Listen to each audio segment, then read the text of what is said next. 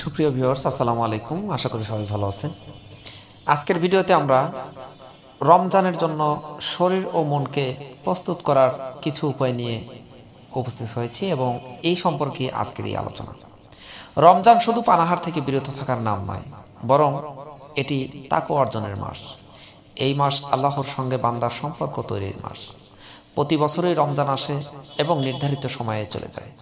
প্রায় প্রতিটি রমজানই গতানুগতিকভাবে কেটে যায়, জীবনে তেমন কোনো পরিবর্তন আসে না। এবারের রমজানটি যদি আপনার জীবনে কোনো পরিবর্তন ঘটায় তাহলে কেমন হবে, এই প্রসঙ্গে আজকের এই ভিডিও। রমজানকে পরিবর্তনের মাসে রূপান্তরিত করতে রমজানের আগে শারীরিক ও মানসিকভাবে কিছু প্রস্তুতি গ্রহণ করতে হবে। রমজানের প্রস্তুতি গ্রহণের 9টি উপায় নিয়ে আজকের আলোচনা। 1 নম্বরে যে আলোচনা রয়েছে, এখন থেকেই কোরআনের সঙ্গে সম্পর্ক তৈরি করুন। রমজান মাসের প্রাণ পবিত্র রমজান, এই মাসে প্রায় প্রত্যেক মুসলমানই কোরআন তিলাওয়াত করেন। অনেকেই এই মাসের সুযোগকে কাজে লাগিয়ে কোরআন মুখস্থ করেন। তবে রমজান শুরু হওয়ার অপেক্ষা না করে আজ থেকেই পবিত্র কোরআনের সঙ্গে সম্পর্ক তৈরি করুন। প্রতিদিন কোরআন তেলাওয়াতের একটি রুটিন তৈরি করুন।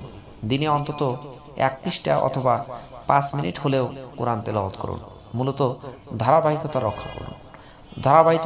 ধারাবাহিকতা রক্ষা করা জরুরি। তেলাওয়াতের সময় অর্থের প্রতি খেয়াল রাখুন।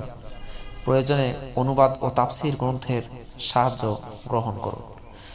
কোরআনের ছোট্ট অংশ, ছোট্ট সূরা বা আয়াত মুখস্থ করার চেষ্টা করুন, যা আপনি চাইলে পরবর্তীতে নামাজে তেলাওয়াত করতে পারবেন। এখন থেকেই এই অভ্যাস গড়ে তুলে আপনি কোরআনের সঙ্গে একটি সুন্দর সম্পর্কের মাধ্যমে রমজান মাস শুরু করতে পারবেন, যা এই মাসে কোরআনের সঙ্গে আপনার সম্পর্ক গভীর করতে সাহায্য করবে। 2 নম্বর যে বিষয়টি, অভ্যাস ও আচরণ উন্নয়নের চেষ্টা করুন। রমজান মাস শুধু খাবার ও পানীয় পরিহারের মাস নয়, একই সঙ্গে এই মাস মন্দ স্বভাব পরিহার ও ইতিবাচক কিছু শেখার মাস। নিজেকে মাঝে পরিবর্তন আনা এবং রবের সঙ্গে সম্পর্ক তৈরির মাস। যে বিষয়গুলো করলে আপনার সম্পর্কের উন্নয়ন হতে পারে। সময়ের অপচয় কমিয়ে দিন। সোশ্যাল মিডিয়া, স্ক্রিন এবং এমন কাজে সময় কম ব্যবহার করুন যেটা আপনার জন্য অপ্রয়োজনীয়। ধৈর্য ধারণের স্বভাব করে তুলুন। রাগ নিয়ন্ত্রণের চেষ্টা করুন। পরনিন্দায় এড়িয়ে চলুন এবং অন্যদের সাথে সদয়ভাবে কথা বলুন। একটি কার্যকরী রুটিন তৈরি করুন। রুটিন অনুযায়ী প্রতিদিন ইবাদত করুন। পরিবারকে সময় দিন এবং বিশ্রাম করুন।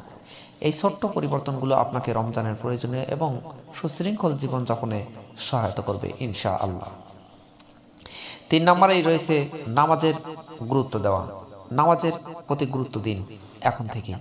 রমজানের প্রস্তুতির জন্য এখন থেকেই নামাজের প্রতি গুরুত্ব দিন। নামাজ ছাড়া অভ্যাস পরিবর্তন করুন। নামাজ ছাড়ার অভ্যাস পরিবর্তন করুন। রমজানে ফরজ ছাড়াও অন্যান্য সুন্নত নফল নামাজ যেমন তারাবি, তাহাজ্জুদ পরিকল্পনা রাখুন এখন থেকেই। রমজানে নিয়মিত 5 ওয়াক্ত ফরজ নামাজ আদায়ের প্রত্যয় রাখুন। জামাতে নামাজে অবহেলা থাকলে এখন থেকে অভ্যাস পরিবর্তন করুন। দোয়া শিখুন রমজানে আমল করার জন্য। বিভিন্ন দোয়া এখন থেকেই শিখে নিন। একই সঙ্গে রোজার বিভিন্ন মাসআলা, রোজা ভঙ্গের কারণগুলো জেনে নিন। তাহাজ্জুদ এবং রাত জেগে নামাজের অভ্যাস করুন। ফরজ নামাজে আগে আগে ওঠার চেষ্টা করুন। ফরজ এবং ফজর নামাজে আগে আগে ওঠার চেষ্টা করুন এবং এখন থেকেই রাত জেগে নামাজ আদায়ের চেষ্টা করুন।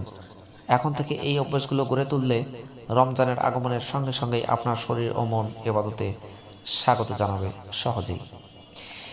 শরীরকে ভালো রাখার জন্য 4 নম্বরে পুষ্টিকর খাবারে গুরুত্ব দিন। রমজানে দীর্ঘ সময় পানাহার থেকে বিরত থাকতে হয়।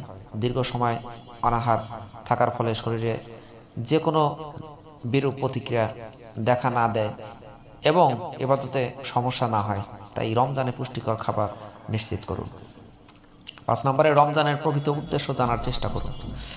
রমজানের রোজা বিধান আল্লাহ তাআলা কেন দিয়েছেন এবং এর মাধ্যমে মুমিনদের কি শিক্ষা দেওয়া হয়েছে তা বোঝার এবং জানার চেষ্টা করতে হবে। তাহলে তা ইবাদতের মাহাত্ম্য বুঝতে সাহায্য করবে।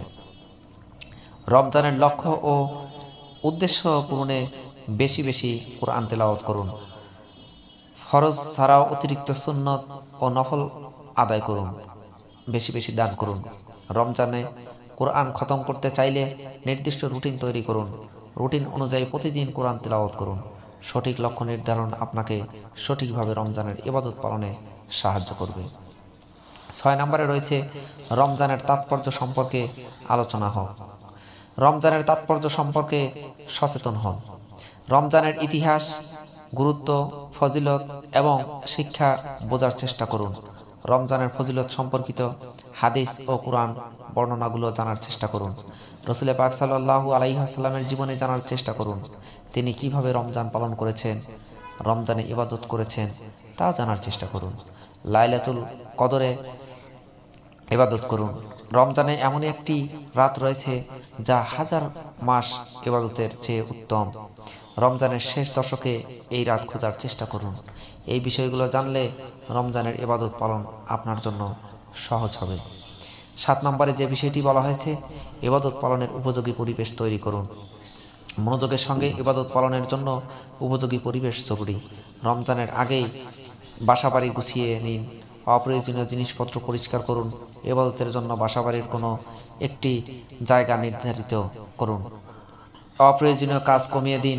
ডিজিটাল ডিভাইস যেগুলো আপনার ইবাদতে বিঘ্নতা ঘটাতে তা এড়িয়ে চলুন। 8 নম্বরে পরিবারের সঙ্গে সুন্দর পরিকল্পনা সাজিয়ে নিন। রমজানে পরিবারের সবাইকে ইবাদতে উদ্বুদ্ধ করুন। এখন থেকে রমজানের প্রস্তুতি গ্রহণে উৎসাহিত করুন। রমজানে সবাই একসঙ্গে সহযোগী হয়ে ইবাদত পালনের চেষ্টা করুন। প্রতিবেশী এবং বন্ধুদের সঙ্গে সৌহার্দ্যপূর্ণ সম্পর্ক তৈরি করুন। রমজানে সবাই একসঙ্গে ইফতার করার পরিকল্পনা করুন। সর্বশেষ 9 নম্বরে বলা হয়েছে, অন্যকে ক্ষমা করুন এবং ভাঙা সম্পর্ক ঠিক করুন। ইসলামের গুরুত্বপূর্ণ শিক্ষা অন্যকে ক্ষমা করা এবং অন্যের সঙ্গে সুন্দর সম্পর্ক বজায় রাখা। কারো সঙ্গে কোনো কারণে মনোমালিন্য থাকলে আল্লাহ তাআলার রহমত প্রাপ্তির আশায় রমজানের আগেই তা ঠিক করে ফেলুন। আল্লাহর কাছে হেদায়েতের দোয়া করুন। এই রমজান যেন সুন্দরভাবে কাটে সেজন্য প্রার্থনা করুন। সুপ্রিয় ওলামায়ে ইকরাম, সুপ্রিয় দর্শক বন্ধু, এই ছিল এখনকার মতো। আশা করি আমরা সবাই সুন্দর, সুশৃঙ্খল এবং আল্লাহ রাব্বুল আলামিনের মনোনীত দিনের জন্য চেষ্টা করব এবং রোজাগুলো সঠিকভাবে পালনের চেষ্টা করব। ইবাদত বন্দেগী বেশি বেশি করার চেষ্টা করব। সবাই ভালো থাকুন, সুস্থ থাকুন। পরবর্তী ভিডিও দেখার নিমন্ত্রণ জানিয়ে বিদায় নিচ্ছি। আল্লাহ হাফেজ।